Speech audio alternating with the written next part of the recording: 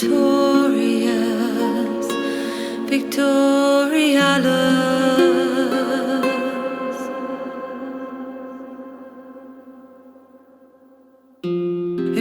Erastus, necessitas.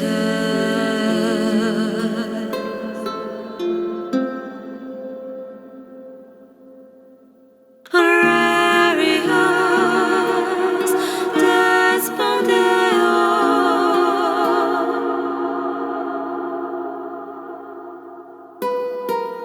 Spiritus Abdomio.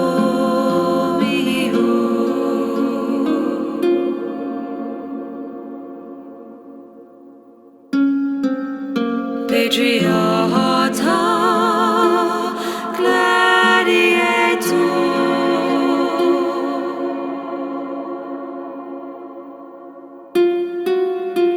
Afflictio Homento.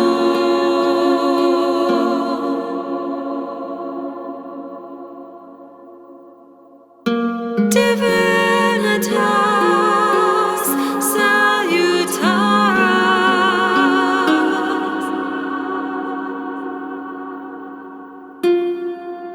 Vertivas libertas.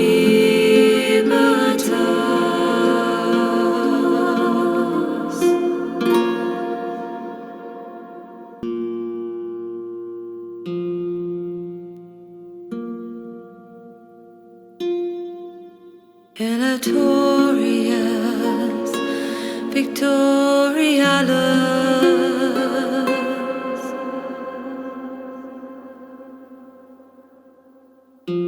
Erastus, necessitas.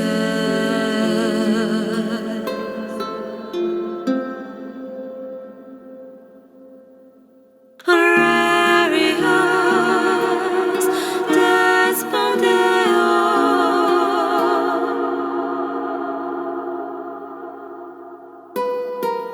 Spiritus Abdomio.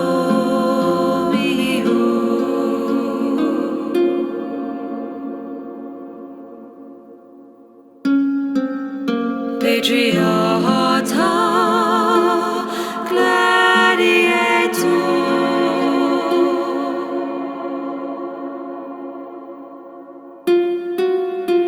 Afflictio Homento.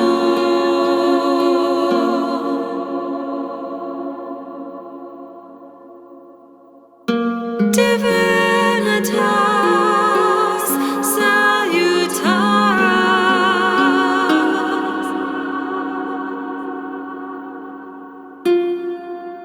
Vertivas libertas.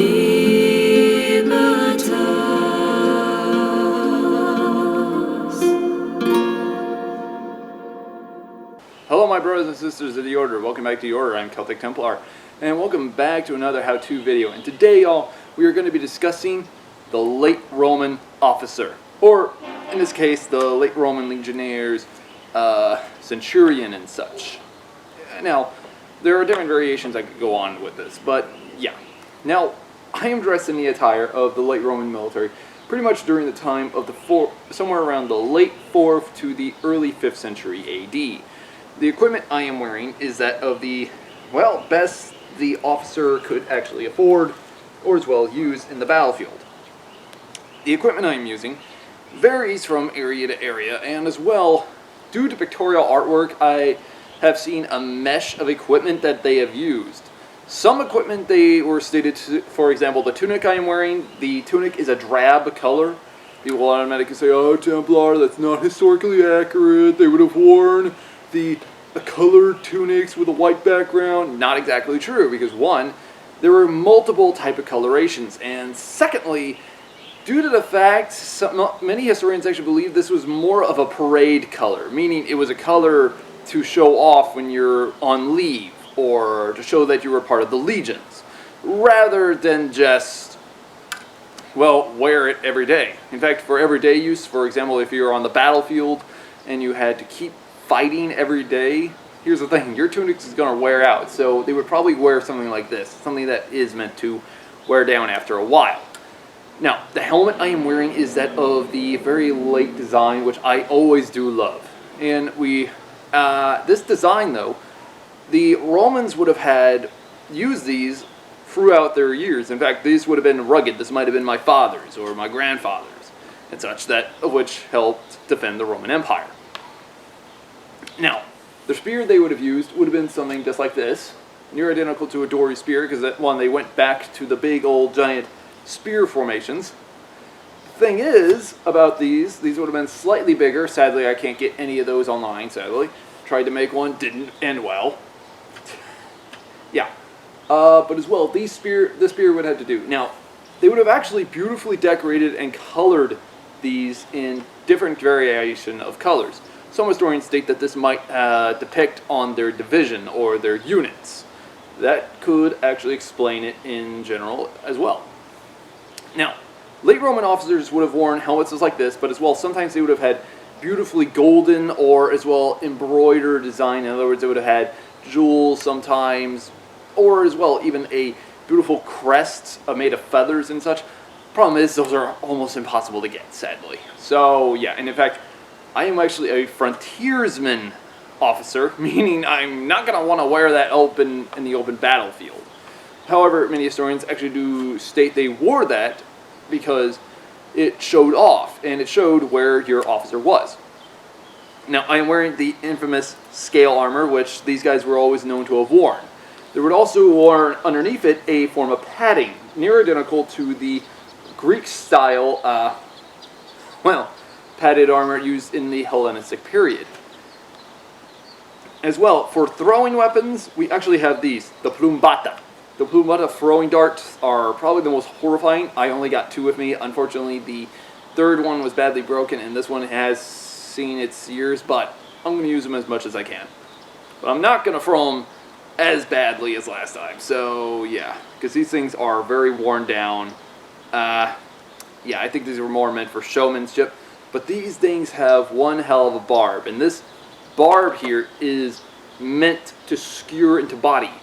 Like, I don't think this thing would penetrate through armor like this, but it was meant to probably penetrate such as areas like the neck, the hands, the legs, anywhere that our body was not protected. And the fact is, you could rain showers of these compared to the Roman pilum, which this is why these things are so horrifying. And it's no wonder the Romans switched to something so horrifying on the battlefield. Other than that, I also have my Spatha sword. Now, the Spatha sword would have had different variations depending on the wealth and status of the owner. This one I'm holding is a very beautiful design. And the fact is, many Viking swords copied, or during the Vendel period, many of those Dark Age swords that we see in beautiful embroidery, like, say, Sutton Hoo swords, they copied from that of the said late Roman military. This is more of a cutting sword, but I have heard some of these have been used for thrusting use behind the shields. In fact, the majority of the time, they would use the Spatha, especially if you're on foot, as a thrusting type sword, if they lost their spear. So, that explains it. Now, they would have also worn greaves like I'm wearing right now. They would have also sometimes worn splinted greaves, but depended. And as well, it also brings us up to the shield. The shield had different variety in versions in history during the late Roman period. During the time of Constantine, they would have been an oval style shape, and they would have slowly started to degrade, especially in the frontiers, because they wanted to be light and mobile. They don't want to deal with a heavy style shield. So pretty much during the 4th century and as well the 5th century, the shield started to evolve in its type of way to a smaller type of round shield, which it still works actually. However, this isn't painted as much as they normally would have been. I know. Now, the satchel I'm wearing on my side is what they call the arrow bag or the Plumbata bag. In other words, the dart bag. Now, these were a very late idea, and I think it was probably a little bit better than attaching some sort of holster design on a shield, because they did do this, but over the years it started to evolve more to a bag form because it was a lot easier to reach for. which I kind of had to agree with. But anyways, guys, watch me actually slug it out for y'all on this equipment, and let's get started.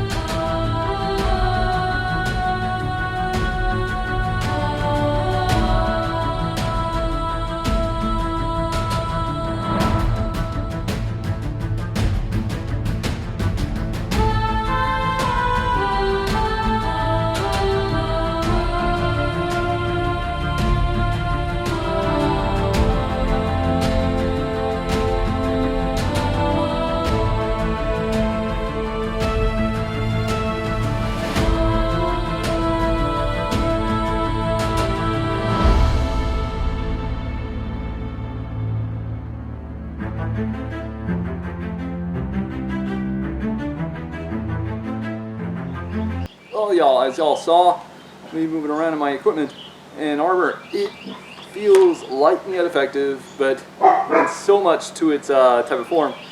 The equipment is perfect to move in. And the fact is, with me wearing this type of scale armor, I feel light and effective in the process. The only problem is the padding I'm wearing underneath is making it hot and very ineffective for me to move. Now, I'm pretty much betting a lot of y'all are probably asking, Templar, why did you flow the Plumbata underarm most of the video? Well, I'm glad you asked. This is probably because, one to the major fact, the reason they had done it like that. They would throw it like this, that way it gives them a good elevation. In fact, I'll put on Todd Cutler's video on these, on like how they would have thrown him and such, because he actually does a good video on that, how these would have been thrown and such. So I highly recommend checking him out. As well, when it comes down to it, the way and form and motion that they did with the equipment. Now, I saw many of y'all wondering, why am I stabbing the ground? Well, I'm imagining me stabbing dead soldiers, for example. So, yeah. But the butt spike was mostly here for, not as a secondary form of a spearhead, but mostly to finish off their opponents. So, the equipment and attire of the weaponry was various in its type of form. And as you also saw, the swords that I show were different in its variation. There were different versions on the blades. There were different handle grips. But mostly by the end of the 5th century AD, the sword handles became more and more of a, well, design like this. It became just a flat end. Mostly they just had this design shape with, they said, some sort of ornamentation like something like this as a pommel piece. But mostly it would be, especially if it was a foot soldier, it would mostly be like the flatwell or feltwell type bata as well. Mostly made out of wood. But it varied from person to person. So, but since I am a Roman officer, I would wear the attire and equipment of the said Roman elites and such. But you can understand, this equipment does feel incredibly nice. Now, the Eastern Roman Empire would have mostly worn a more iconical Samaritan type design of helmet, something like this, especially if you were in Centurion. But since most officers, by the time of the fall of the Western Roman Empire, and as well even the Eastern or early Byzantine Empire, most of those officers wore something like this. And they were known to charge in and help out their allies or their men. So, you can understand, this equipment I love a lot, and we can see why the Roman elites loved this equipment. So, yeah. Now, if any of y'all have any suggestions for another how-to video, let me know in the comments below. As well, y'all, let me know if y'all have any ideas on equipment we should cover in history. Please let me know in the comments below as well. But yeah, if any of y'all have any type of suggestions in history we should cover, let me know as well down in the comments. And as well, any of y'all that are fans of Roman history, I suggest y'all subscribe to the channel, because we will be doing more videos later on down the line related to the Roman Empire. Anyways, salute to you, my fellow brothers and sisters of the order. And have a great day, y'all.